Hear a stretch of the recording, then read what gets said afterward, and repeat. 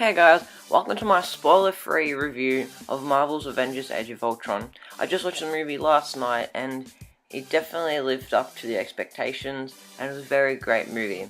So like I said, it's spoiler-free, so don't worry if you haven't seen the movie. So let's just get into a few aspects that really stood out to me. First off, like everyone's been saying, was Hawkeye. He definitely had a big part in the movie.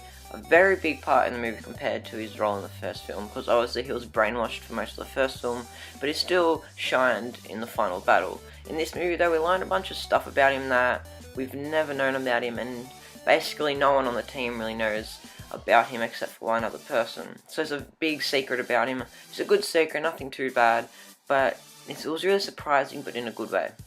Also, Ultron was a fantastic villain. He had charisma, he had a personality, and more of a personality than you'd expect a robot to have. And it made sense since he was basically Tony Stark's creation, so it made sense that he had that type of personality. And the jokes in this movie were timed very well, and not really any of them really fell flat or anything. Most of them made people laugh in the cinema, and they're all pretty funny and were consistent with other, like the type of jokes that are in this Marvel Cinematic Universe. Also, Hulk was great in the movie.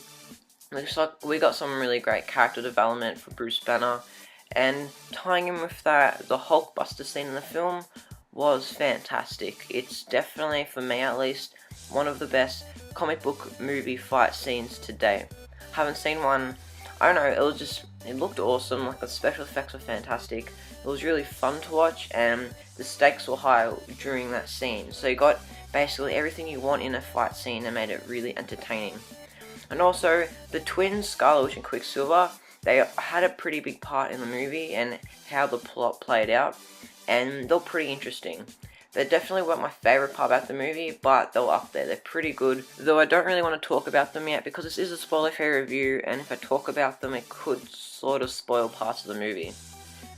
But there were a few things I wasn't too happy about overall in the movie. One, as everyone says, it was darker than the first one, I agree with that, but it slightly wasn't as much fun as the first film, because the first film was the first time we saw all these Avengers coming together, and it was great to have them back again, see the new dynamic, see how they're getting more used to each other. That was great, but just slightly wasn't as fun as the first one. Two, it did feel overstuffed at times. Like a lot of critics have said, there is a lot of stuff happening in this movie. And as soon as Vision entered the film, that's when I realised that there was a lot going on in this movie. And third, there's two things, maybe more, but mainly two things that were in the film that remained unanswered.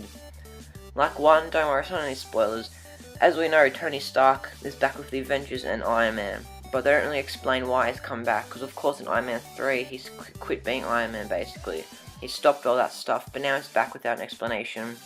And as we see in the trailers, Nick Fury is back in the movie, and there's something big that he does in the film towards the end that isn't explained, like how did that happen, just that type of stuff. It's really confusing, two things I didn't really explain, but besides that, it was a really fun movie.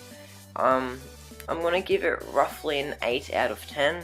I'm going to be watching it again in a few days time, and I don't know, my opinion might change after that, but at this moment in time, after my first viewing of the film, it's a solid 8 out of 10. Like I said, small minor things, I do feel like there's a lot going on, but if you're a big comic book fan, it won't feel like there's too much going on because you will understand it. I just feel that for general movie-going audience, they might not understand everything because there's so much going on, and a lot of that is comic book based stuff, as you'd expect. That is all for my review of Avengers Age of Ultron. I hope you enjoyed this video, but before you leave, within the next week I will be making another Avengers Age of Ultron video. One will be about the soundtrack, a review of the soundtrack, which is coming out in about 3 or 4 days, and then my other video will be Avengers 1 vs Avengers Age of Ultron, which movie is better. But until then, thank you very much for watching. Don't forget to subscribe for those two videos and much more. And as always, thank you very much for watching, and I'll see you next time.